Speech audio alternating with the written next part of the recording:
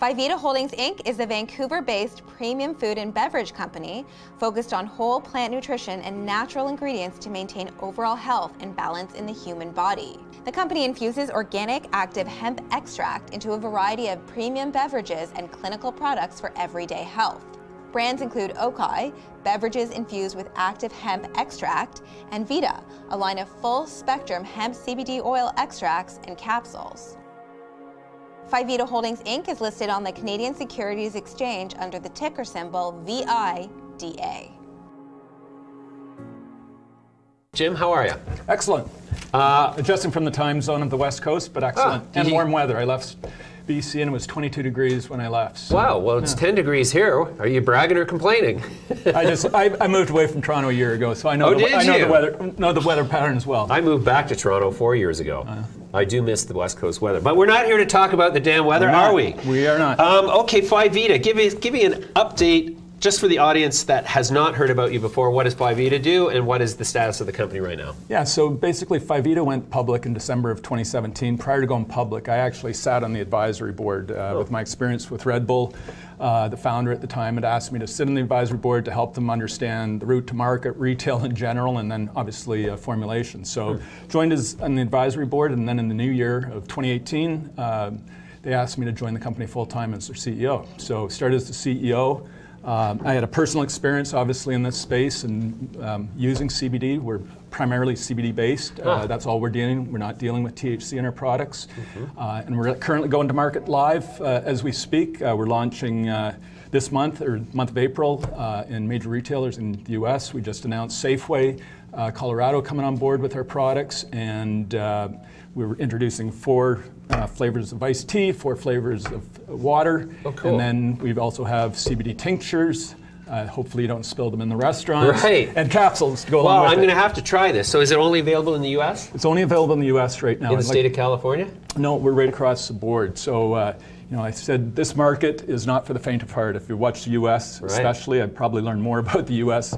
regulations around cannabis and CBD than I currently know about Canada, to be honest with you, because it's such an intricate market when you're dealing with all the various states. It's very fractured, isn't it? It's fractured, and it's so dynamic. It's changing every day. If you saw today, California just announced that they're opening up the markets for CBD-infused food and beverage. Oh, so very cool. That changes the whole landscape for us in the state of California. So what are your top selling products? Do you think? Well, I guess you're just getting started, so you don't really have that much data yet, or do you? Well, the beverage is really going to be the home run for us. Okay. You know, I tell people it's the key to the door, to open the door, because really, if you look at the competitive space within the beverage segment, you know, as it relates to CBD-infused products, there's little to no competition out there. So having that inroad with beverage and our experience, past experience from my days at Red Bull and the rest of the teams, that's really been the differentiator between us. Because I always say, you know, the world's not really asking for another CBD tincture or capsule. Right. The beverage gives us the open door to sell in our tinctures or capsules. So is the category of beverage you're focusing on the same as what would be Red Bull? Well, we call it functional beverage categories where we're positioned. You know, it's a unique space right now because we're seeing a lot of that consumer that, you know, used to love and be infatuated with Red Bull getting into healthier beverage options. And we're seeing that as a society as a whole, whether we're talking food or beverage. Everyone's looking for a functional product that's good for you, and we deliver that.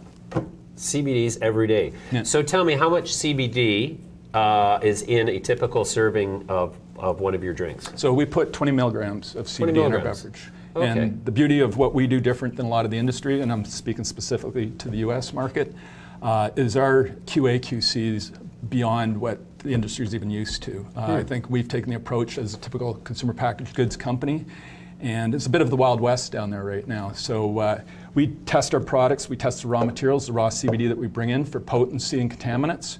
And then post-production, we test our product to make sure that when we say there's 20 milligrams of CBD in that beverage, the consumer's getting 20 milligrams. And there's a lot of folks down there right now that aren't taking that same due diligence in there. So the reason I asked about California is because I'm going to be there next Thursday. Oh, right. And is it available at any of the dispensaries in California? We don't sell to dispensaries. We've decided, we took a different approach to this category.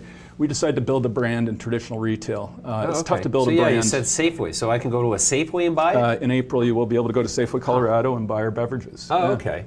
So is there anywhere I can buy it in California next week? We're working on that now that this news, because right now we've got distributors lined up. We've got brokers. Acosta is our broker. Acosta is the biggest food and beverage broker in North America. Sure. And they service the accounts for us, so they do a lot of the selling. And then we've got both a DSD distribution platform. Well, so what's the capacity of your entire supply chain? Like how many states, how many servings can you produce every month? It's unlimited for us. We're using a world-class co-packer. It's a company in the U.S. called Lily of the Desert. These guys are state of the, I've been to Red Bull facilities in Austria and Switzerland, and I tell people you can eat off the floor of these facilities over in Europe. And we went to these folks in Texas, and it's the same sort of thing. The facilities are world-class, and they have a $400,000 manufacturing facility and storage facility. So we can produce unlimited amounts.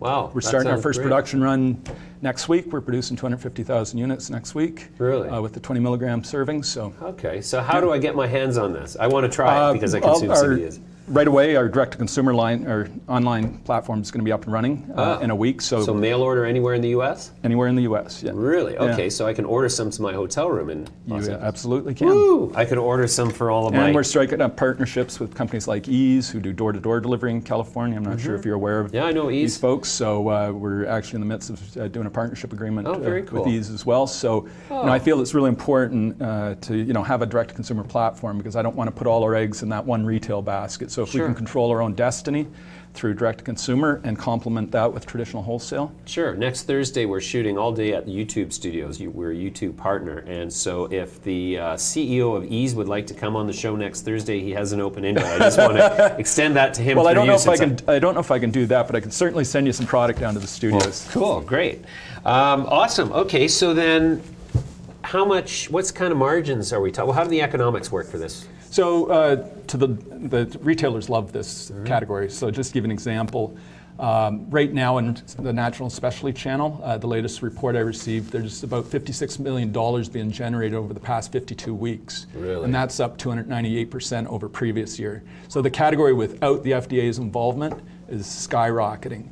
So we just feel there's a great opportunity to take it into the mainstream, where most people are dealing in the dispensary channel and everything. Yeah. We're focused on traditional retail because, cool. much like you mentioned earlier, the benefits of this product. It helped me in my recovery after breaking my hip. I'm a big believer in it. I provided it for my father, who just recently suffered a stroke. So we want to make it accessible to all. Yeah, it really is amazing. I mean, the thing that amazes me about the evolution of cannabis in the current context is that the everyday person is finding out what it's good for way ahead of all the clinical research and data. And yes, the evidence is anecdotal and not strictly clinical data, but if it feels good, it must be working. Well, you know what? It's interesting. I've spent a lot of time in the U.S., especially in California. I love going into shops like MedMen because I get to study human behavior and how people are interacting both with the floor staff and the products.